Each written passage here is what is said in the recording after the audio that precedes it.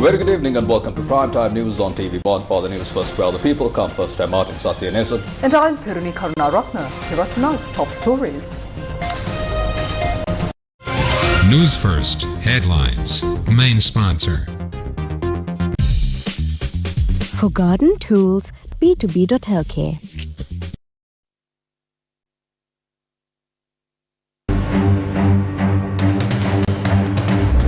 Deep depression to hit eastern coast tomorrow.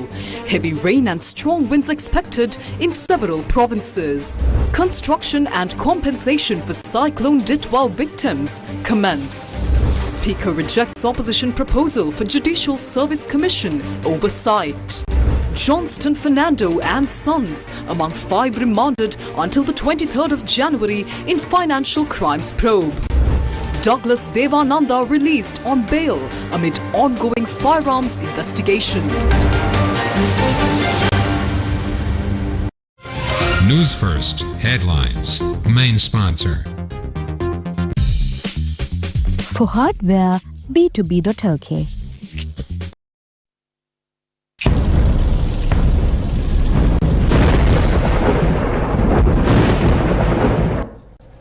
On to those stories in detail.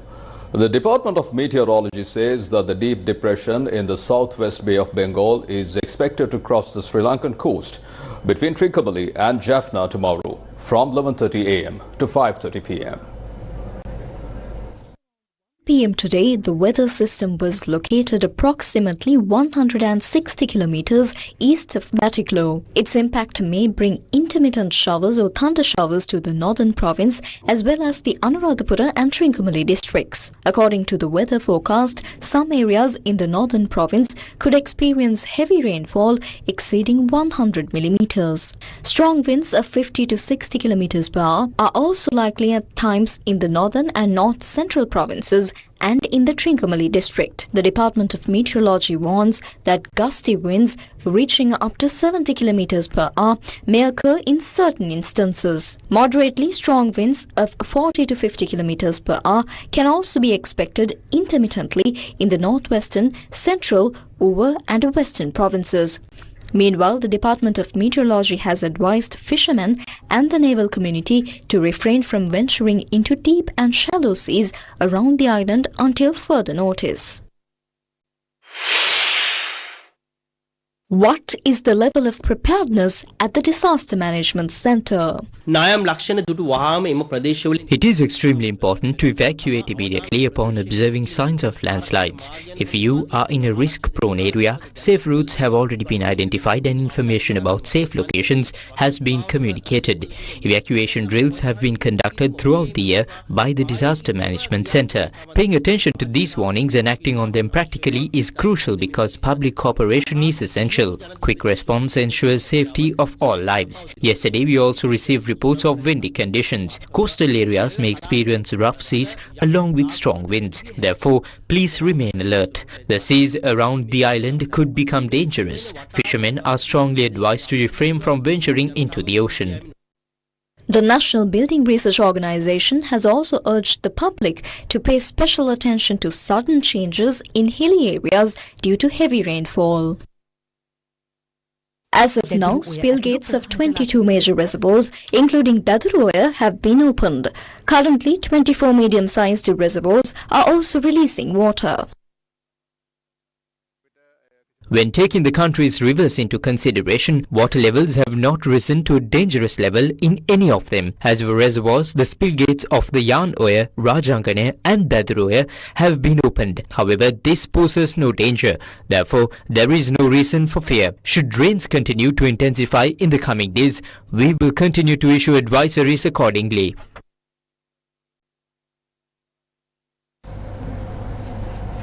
The construction of new houses and the provision of compensation for homes completely destroyed by Cyclone Ditwa commenced under the leadership of President Anura Kumara Dissanayake.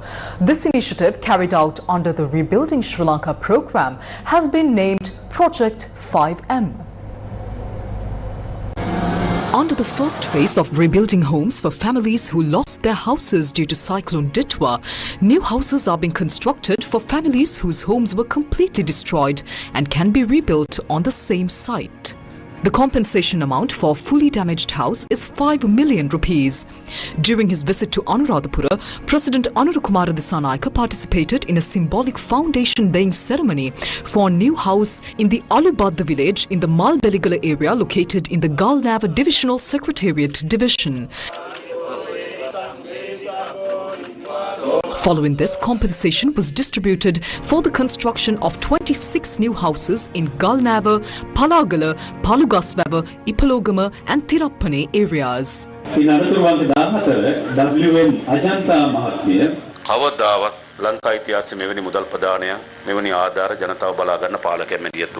Never in Sri Lanka's history have leaders intervened to provide such financial assistance to the people. We are doing it now. Our main focus is on the housing issue. According to current reports, around 6,000 houses have been completely destroyed. In addition, there are thousands more that are partially damaged or located in unsafe areas. Although the final report is not yet ready, we estimate that approximately 20,000 to 25,000 new houses will need to be built. We have decided to allocate 5 million rupees per house. This amount will be given in 3 phases. 2 million rupees at first and the remaining amount in installments as construction progresses. This ensures that houses are completed quickly within 2 to 3 months without delays due to funding.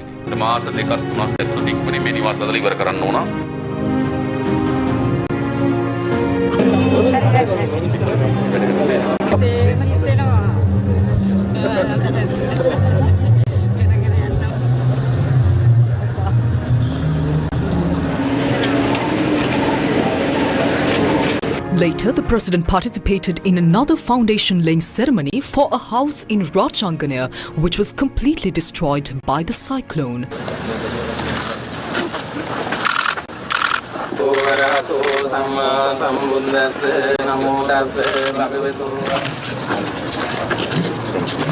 Compensation for homes fully damaged in Rajangana, Thalava, Nochiagama, Mahabilachia, Padavia, Kabitigolava, Mihintale and Rambava Divisional Secretariat Divisions were distributed during a program held near the Rajangana Baba Temple.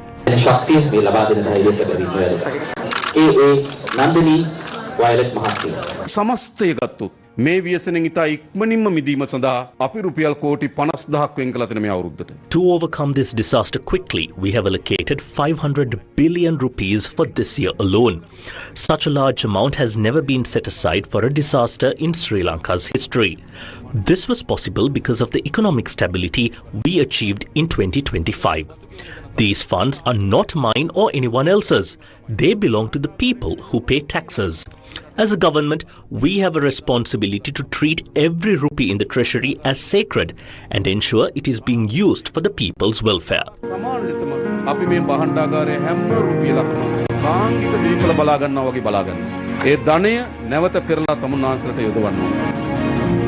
Further compensation programs were held in the Kurunagala district, focusing on Nikavaratia and Vitikulia areas, where assistance was provided to families from Bariapula, Pannala, Kobegane, Nikavaratia and Mahaba who lost their homes.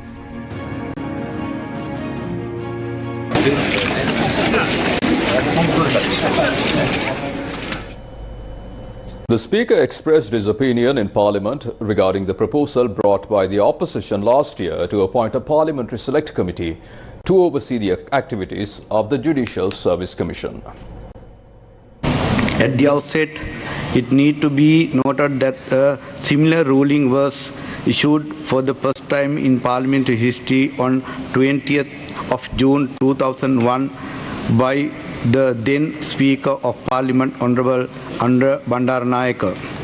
The ruling in 2001 concerned an order issued by the Supreme Court restraining the Speaker from appointing a select committee of Parliament regarding a motion for the impeachment of the then Chief Justice. While the 2001 ruling concerned the Speaker's role in facilitating the appointment of a parliamentary select committee and raise in the issues of whether the judiciary could control such an exercise. The present motion raises the opposite question: should the Speaker and by extension Parliament be permitted to control the judiciary's power by creating an oversight mechanism for the Judicial Service Commission (JSC). I, as a Speaker, hold the discretion to decide whether such a motion should be placed on the order paper to rule it either in order or out of order. In exercising this discretion, I must determine whether the object of the motion aligns with the Constitution of the Republic. In my opinion, any motion in this exercise of the legislative power that encroaches on the exercise of the people's judicial power, threatening the doctrine of separation, is an affront to the Constitution of the Republic. As such, for the following reason, I find the motion submitted on 21st of November 2025 to appoint a select committee of Parliament to examine the powers of the Judicial Service Commission in relation to the appointment, promotion, transfer, dismissal and disciplinary control of judicial officers out of order. First, the function and purpose of the Judicial Service Commission embody the exercise of the people's judicial power and therefore enjoy the constitutional protection of judicial independence. And second, the Constitution does not permit Parliament to encroach upon that the power by exercising oversight over the Judicial Service Commission's operations.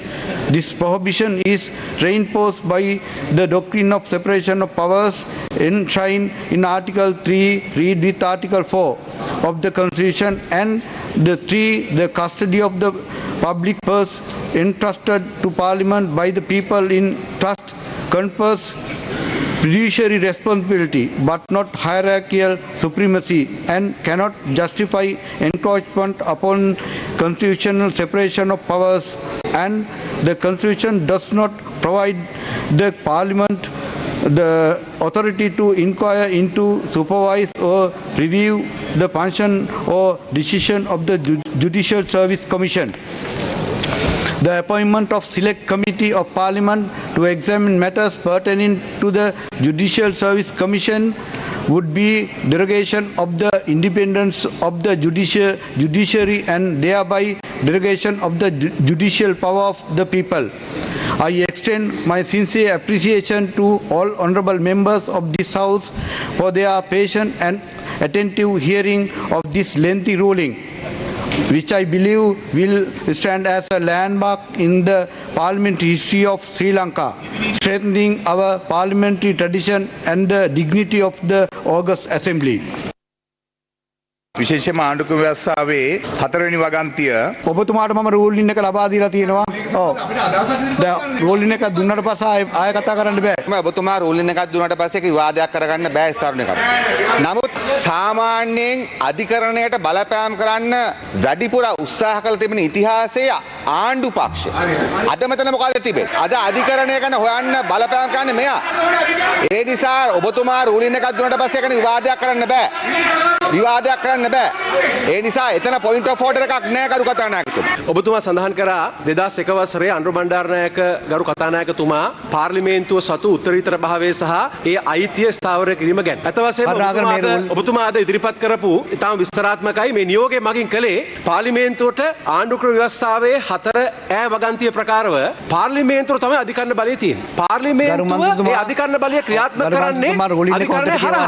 එතකොට ඔබතුමා කරන්නේ ඒ බලය යටපත් කිරීම. ගරු කතානායකතුමනි ඔබතුමාගෙන් ගෞරවයෙන් ඉල්ලා ඉස්සෙල්ලා අනුර බණ්ඩාරනායක මහත්තයාගේ ඒකත් ඕඩර් එක කියවන්න. ගරු මන්ත්‍රීතුමා මම මේක කියවලා මේ ලකුණු කරලා ගරු ගායත්‍රි මන්ත්‍රීතුමා අධිකරණයට පාර්ලිමේන්තුවට සහ විධායකයට දීලා තියෙන ජනතාවගේ පරමාධිපත්‍ය බලය මේ තුනේ මොකක් හරි ගැටලුවක් තියෙනවා නම් ඊට මැදිහත් වෙන්න තමයි මහ ජනතාව ජනතා නියෝජිත හැටියට අපි පත් කරලෙවලා තියෙන්නේ. ඔබතුමා ඒක ප්‍රතික්ෂේප කරනවා කියන්නේ ජනතා පරමාධිපත්‍යයට එරෙහි වීමක්. ඒකේ වගකීම ඔබතුමාට මේ මතය දැරිය හැකි. නමුත් මගේ රෝලින් එක ඔබතුමාට කියනවා.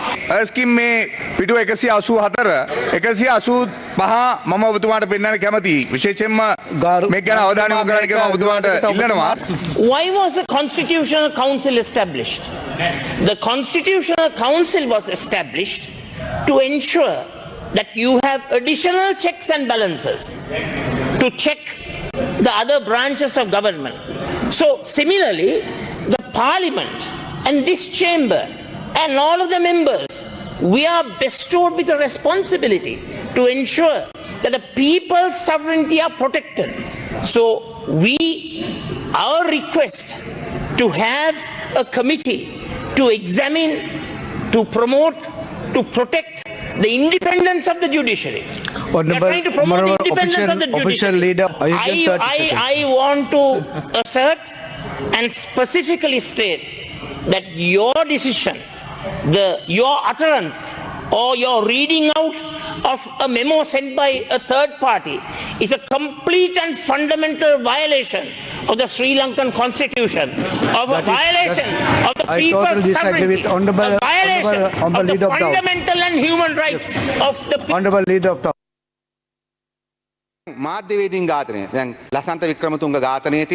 The assassination of journalist Lasantha Wickrematunge. Investigations have been ongoing for 17 years. The attack on Sirasa, investigations continue after 14 years. The Easter Sunday attacks, 7 years old. The murder of Tajuddin, more than a decade old.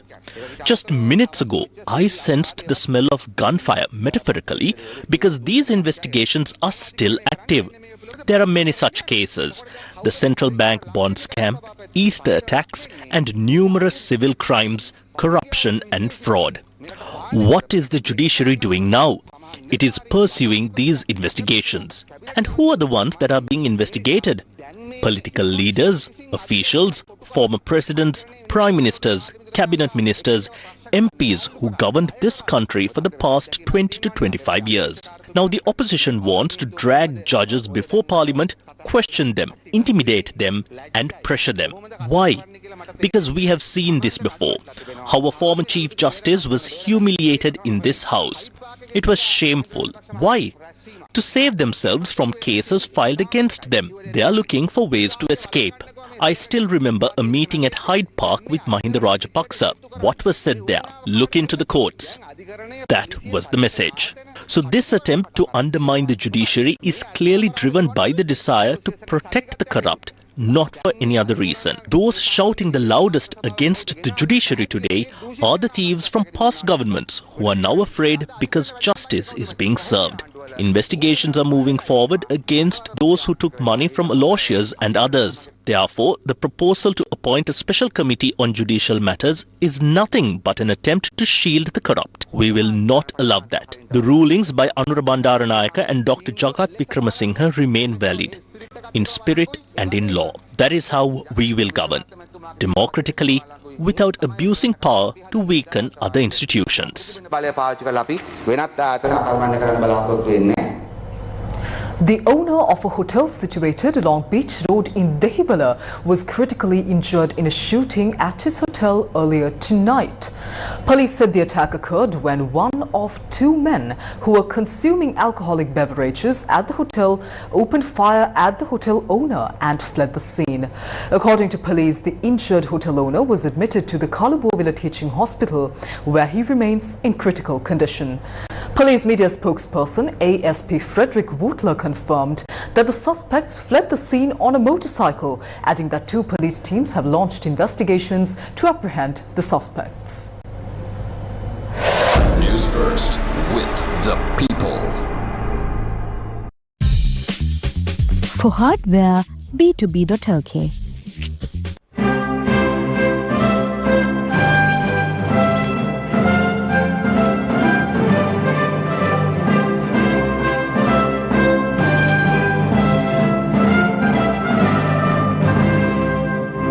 Legends 966 presents Vienna Philharmonic New Year's Concert 2026. Tomorrow at 9:45 p.m. on TV1. Former Minister Johnston Fernando, along with his two sons and two other suspects who were arrested on allegations including misuse of state property, have been remanded until the 23rd by order of Vattala Magistrate Kanchana Niranja Silva today. The case against former Minister Johnston Fernando, his two sons Johan Fernando and Jerome Kenneth Fernando, along with two other suspects, was filed based on investigations conducted by the Police Financial Crimes Investigations Division into a complaint received in 2015. According to investigations, the suspects allegedly operated a company under the name of Manufacturing Fragrance Products and Cleaning Agents at a property in Colombo belonging to former MP Vijayakala Maheswaran and obtained an excise license under that pretext. It was revealed that they purchased hundreds of thousands of litres of ethanol and diverted it for other purposes. Further, using a Satosa lorry, approximately 40,000 litres of ethanol were transported to another location on 3 occasions. These actions have led to charges of misuse of state property.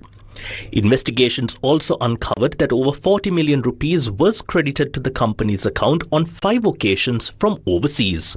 Although the suspects claimed these were earnings from exports, inquiries revealed that the local company had never exported goods to any foreign entity. Accordingly, former Minister Johnston Fernando, his two sons, former Satosa Executive Director Mohammed Shakir and former Satosa Transport Manager Indika Ratnamalala were arrested and produced before the Vattala Magistrates Court today.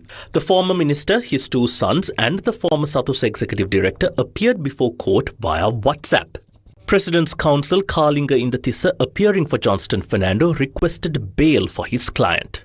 Your Honour, my client has been arrested solely because his two sons are directors of the company in question. The complaint includes 32 witness records, but none provide evidence against my client. For suspects to be remanded, there must be independent evidence against each. Either my client must have driven the lorry or instructed Satosa to release it. There is no such evidence. Therefore, I respectfully request that bail be granted under suitable conditions. Opposing the bail request, State Counsel Keshani Vijayasinghe, representing the complainant, presented arguments. Your Honour, during this incident, a driver named Saman Bitana has been missing since 2016. His wife's statement confirms that he worked closely with former Minister Johnston Fernando. Furthermore, on the 5th of June 2012, Johnston Fernando wrote to the then Satosa chairman requesting employment for this driver. The appointment letter was issued on the 6th of June, backdated to the 1st of June. These facts establish a clear link. The suspects were not arrested merely because they are related. After considering the submissions, Vattala Magistrate Kanchana Niranja Silva ordered all suspects to be remanded until the 23rd of January. Former Minister Douglas Devananda, who was in remand custody, was released today on 2 personal sureties of 2 million rupees each after being produced before the Gampaha Magistrates Court. The order was issued following a request made by his legal counsel citing special circumstances. Investigations revealed that among several firearms issued to Douglas Devananda by the Sri Lanka Army in 2001, a pistol was later discovered near a culvert in Baliberia in 2019. Based on information provided by underworld figure Markandure Madhush. Following an extensive investigation by the Homicide Division of the Criminal Investigation Department, Douglas Devananda was taken into custody. Police stated that investigations are continuing into 20 firearms issued to the former minister, including the recovered weapon. Prime Minister Dr. Harini Amarasuriya revealed in Parliament that 102 cases involving political figures between 2019 and 2024 have been withdrawn. She further stated that 65 of these cases have been refiled by the current government. These proceedings are being reactivated against many influential individuals, including those currently in Parliament and former members. Honourable members know that some of these cases are very old. Investigations relate to incidents that occurred 15 to 20 years ago. We have had to recommence proceedings and even refile cases. Out of 102 withdrawn cases, we have refiled 65 and 3 more are under consideration. Let me make it clear, these decisions are not based on favoritism or selective targeting. We are acting strictly according to the law and available evidence. The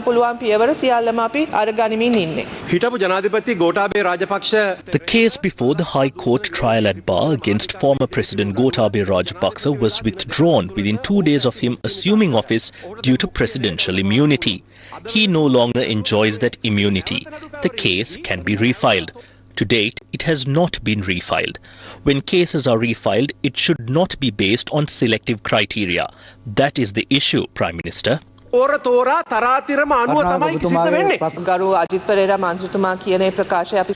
completely reject the statement made by Parliamentarian Ajit Pereira.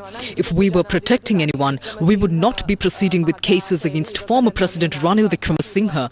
There is no favoritism here. We are bound by the law, evidence and due process. Our government is not committed to shielding anyone.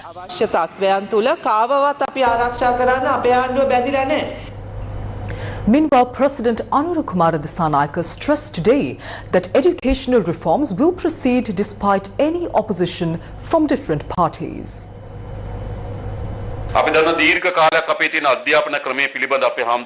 We all know that none of us are content with our education system. This education system places a massive burden on the parents and is a real struggle for children. If the system was more successful, we would have seen better results. For years, experts have called for change, and we have begun to make that change. Yet, what is happening now? Different parties have started making unfounded claims, accusations and untruths. Our aim is to provide a good education system for our children. We know that for children living in rural areas, if they aspire to live a better life than their parents, the first step is a good education. Village folklore says that if the son of the house studies well, the whole family will benefit and will be successful. If we are to exit this vicious cycle of poverty, we need to educate our children well. However, parents here will bear witness as to how difficult it is to educate a child today. I have heard in the villages, people say that when a child is sitting for the advanced level examination, the whole family has to endure a difficult time. If 2 kids are being educated, the difficulty worsens. For the students also, it is a massive struggle. They cannot enjoy their youth. Therefore, we need to provide our children with an education system that is wholesome and will help our students compete with students with any other country on the global stage. Therefore, we are taking the necessary measures to change the education system. Despite whatever obstacles we might face, we will continue to complete this change to the education system.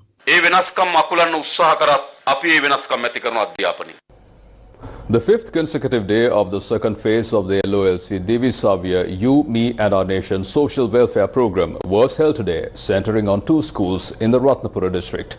During this phase, the program aims to renovate 200 schools that were damaged by Cyclone Ditwa.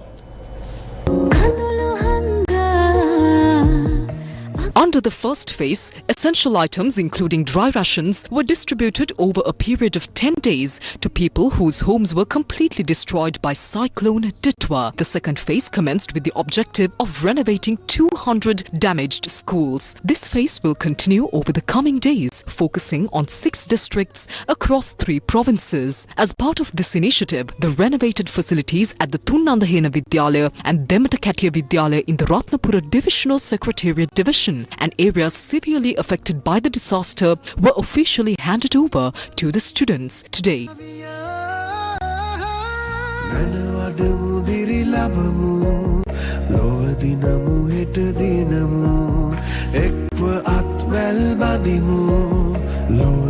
The LOLC Divi Savia social welfare program is dedicated solely to the people of Sri Lanka. Government will launch another program aimed at rebuilding and restoring communities affected by Cyclone Ditwa. The new program will commence tomorrow in Kothmale. Government Care and Dare. Government is launching its latest initiative to support communities affected by Cyclone Ditwa. The first program under this initiative will begin tomorrow at the Gamini Disanayaka National School in Kothmale, starting at 8:30 am and continuing throughout the day. Under Government Care and Dare, a range of essential services will be provided for disaster-affected families, including medical services delivered by the Ministry of Health with the participation of Air Force medical teams, counselling services, legal advisory services and distribution of relief packages. Special advisory services will also be offered for individuals who lost their income sources or self-employment opportunities due to the disaster. The National Apprentice and Industrial Training Authority will partner with Government to provide vocational guidance and training opportunities. The Kothmale Divisional Secretariat will assist in reissuing vital documents such as birth certificates that were lost during the disaster. Additionally, the Kothmale Medical Officer will provide special services for pregnant mothers and young children. Further support includes the distribution of dry rations, household items and hygiene packages for both men and women through the Government initiative. Crude oil prices have surged in the global market.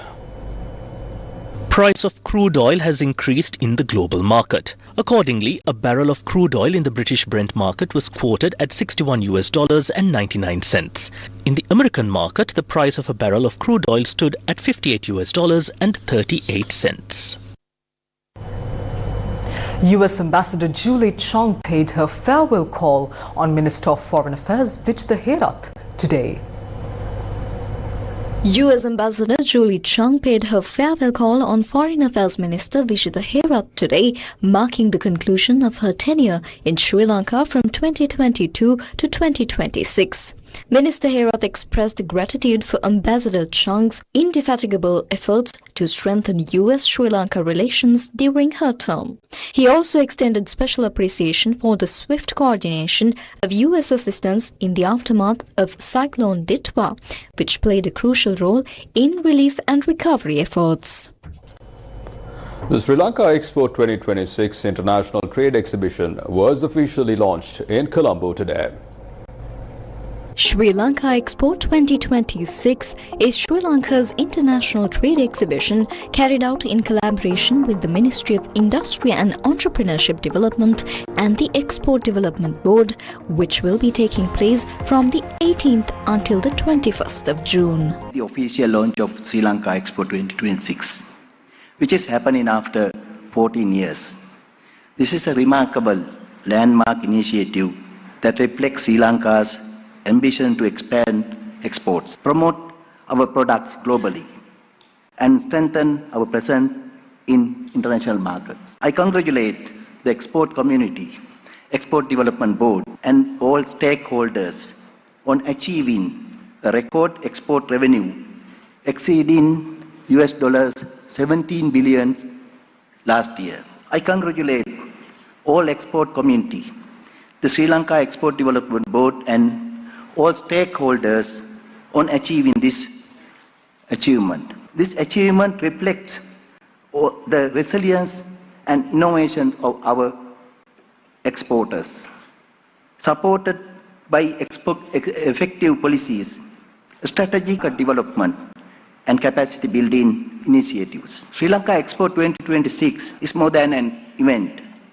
It is a strategic platform that enables exporters to access new markets, attract international buyers, and showcase the best of Sri Lanka. It brings together our policies, products, and people to create tangible business opportunities. As a country, we must diversify our export basket, move beyond traditional markets, and add greater value to our products.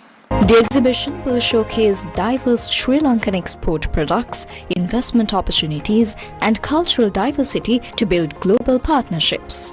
In 2024, Sri Lanka's total export reached USD 16.2 billion. This reflected resilience, adaptability, and discipline. And in 2025, exports exceeded to USD 17 billion. Not because global conditions were easy. This performance is even more meaningful when viewed in context. Sri Lanka sustained export momentum in the post-Ditwa period when parts of the country were responding to severe climatic disruption and recovery demands. Supply chains held, ports functioned, export commitments were honored. This continuity under stress is not accidental. It reflects institutional coordination, private sector resilience, and shared understanding that economic responsibility does not pause during adversity. But because Sri Lankan exporters adjusted, they diversified markets, they upgraded standards, they protected long-term buyer relationship, that context matters. Because performance achieved amid global uncertainty is a stronger signal than growth achieved in comfort. Looking ahead, Sri Lanka's ambition is clear and measurable. Building on recent performance, institutional reform, and expanding market access, Sri Lanka is working towards doubling exports to reach USD 36 billion by 2030. The event, supported by various ministries and private entities, aims to be a gateway for global trade, investment and new business connections, covering sectors like apparel, gems, food and more. A new report released by the Center for Poverty Analysis outlines how the country can protect recent economic stability while moving towards stronger long-term growth. The Sinhala and Tamil versions of the book, titled Sustaining Transformative Growth in Sri Lanka, jointly produced by ODI Global and the Center for Poverty Analysis, was officially launched in Colombo yesterday. Now, the main message of this report is that through the IMF program, Sri Lanka has stabilized from the dark days of 2022 onwards, and people at least are living some kind of a normal life. But that's not enough if we want to grow faster in the future and for Sri Lankans to come out of this poverty. And some quarter of our population of 23 million people may be in poverty, measured on $3.65 a day. The key thing is, we think it's very important to do a number of reforms across different areas of the economy for us to go forward. The report essentially looks closely at the causes of the crisis, because there is a big debate on, is this a homegrown crisis or is this something international? And one conclusion is that homegrown factors and mismanagement of the economy probably is more important than COVID-19 and the Russia-Ukraine crisis, although those external shocks also contributed to our debt problem. The purpose of this report is to guide Sri Lanka from crisis recovery towards long-term inclusive growth.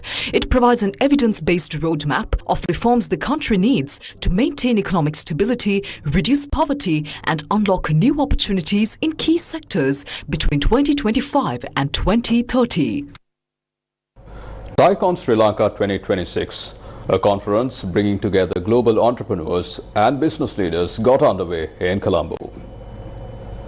Right now, I'm here at Cyclone Sri Lanka 2026, which has brought together the world's largest community of entrepreneurs from all across the world to make conversations that will truly shape the future of Sri Lankan businesses. Cyclone Sri Lanka 2026, organized by the Indus entrepreneurs, was held in Colombo, bringing together entrepreneurs, investors and global mentors to drive innovation and international growth. The conference featured panel discussions and interactive sessions with local and international business leaders, focusing on scaling Sri Lankan businesses globally. Which go-to-market strategy, which channels am I going to use? In Switzerland, am I going to use mobile phones?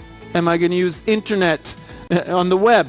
am I going to use physical channels? Keynote speakers included global brand strategist Kelly Lundberg, business model canvas creator Alex Osterwalder, and brand and digital strategy leader Ritu David, addressing topics such as innovation and branding. Conference themes included market expansion, AI and digital transformation, global talent and culture, and building global brands. More than 30 global speakers and 200 plus business leaders participated in the event.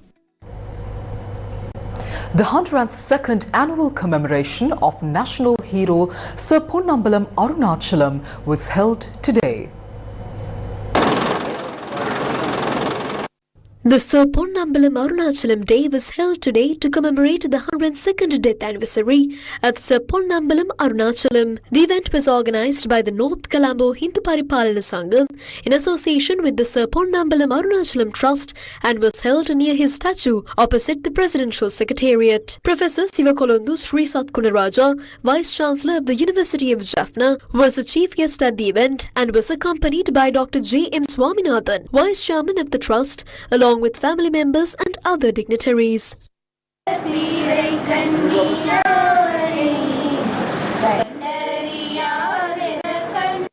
Floral wreaths were laid and tributes paid to honour the late Sir Ponnambalam Arunachalam, a barrister, a distinguished civil servant, statesman and educationist who served as district judge and member of the Legislative Assembly. He was the founder of the Ceylon National Congress and the Ceylon Tamil League and played a key role in shaping Tamil political identity in Sri Lanka. Knighted by King George V in 1913, Sir Arunachalam was born in Jaffna in 1853 and passed away in 1924 in Madurai, Tamil Nadu, at the age of 71. Insight 25, organised by Isaac in Colombo Central at the University of Colombo, got underway today.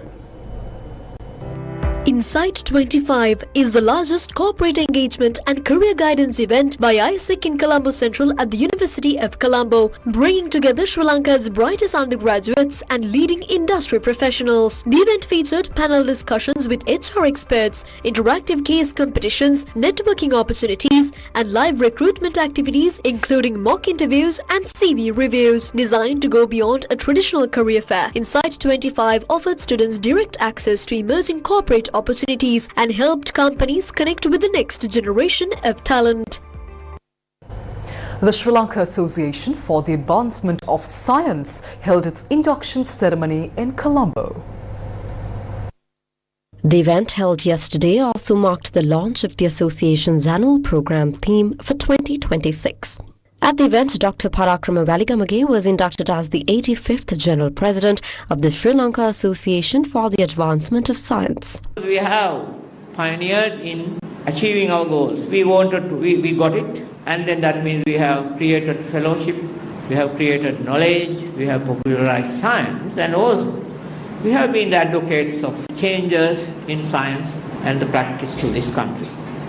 So what we really, our previous members of SAS have instrumental in changing the science situation of this country.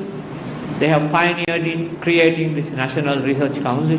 Later that became the National Science Foundation. So SLAs has done a national role.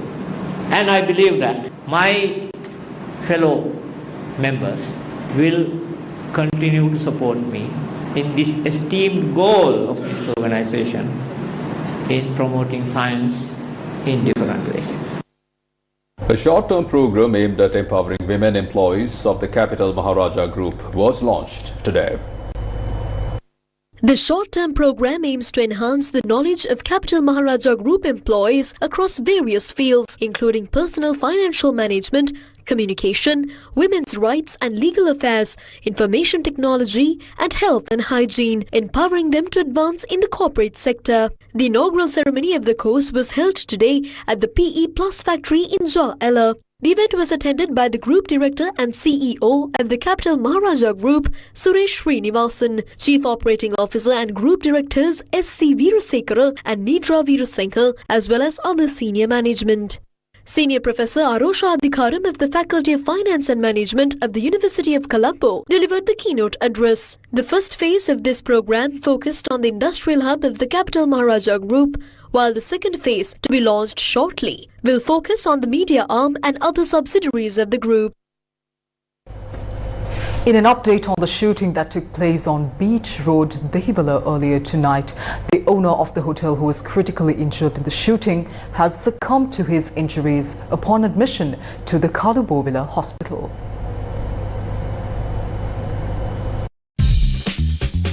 For safety items, b2b.lk.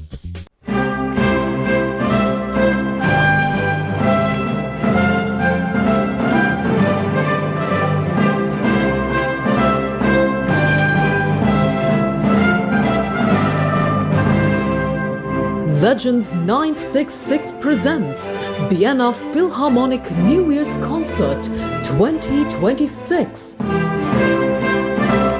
Tomorrow at 9:45 p.m. on TV1.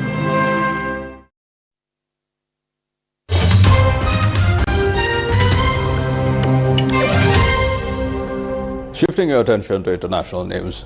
Huge crowds of protesters have taken to the streets of Iran's capital and other cities in what is said to be the largest show of force by opponents of the clerical establishment in years. However, in a televised address earlier today, Iran's supreme leader Ayatollah al-Khamenei dismissed demonstrators as a bunch of vandals seeking to please US President Donald Trump.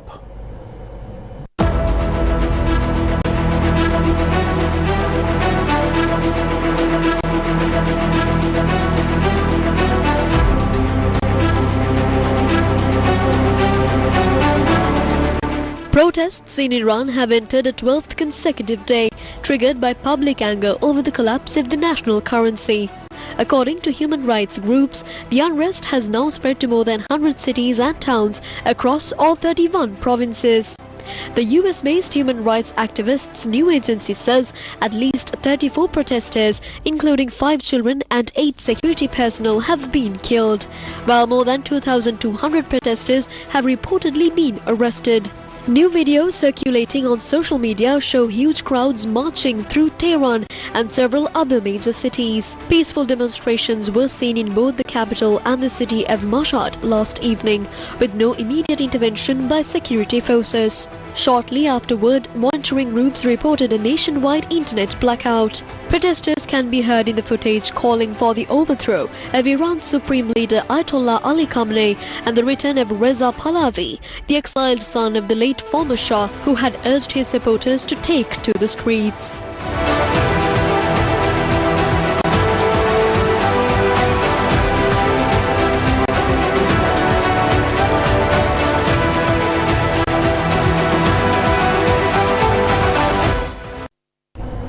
Meanwhile, protests have erupted in several US cities following the fatal shooting of a woman by a federal immigration officer in Minneapolis.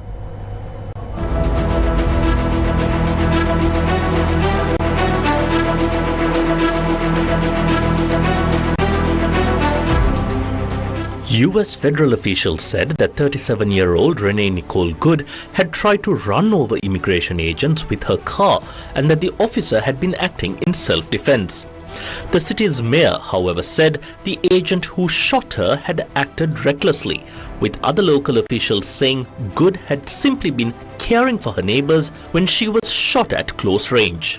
Minnesota officials say the FBI has blocked their access to an investigation into the fatal shooting of a woman by a U.S. Immigration and Customs Enforcement or ICE agent.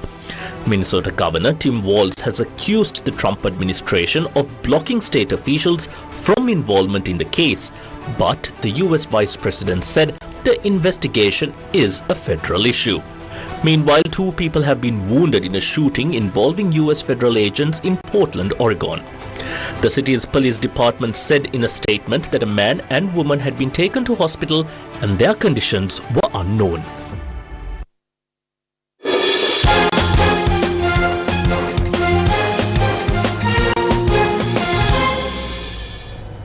And in your sports news, the second T20 international between Sri Lanka and Pakistan, scheduled to be played this evening at the Rangiri Dambulla International Cricket Stadium, was abandoned a short while ago due to rain. Pakistan, who won the first match by 6 wickets, currently lead the series 1-0. The third encounter in the series will be played on Sunday, the 11th of January in Dambulla.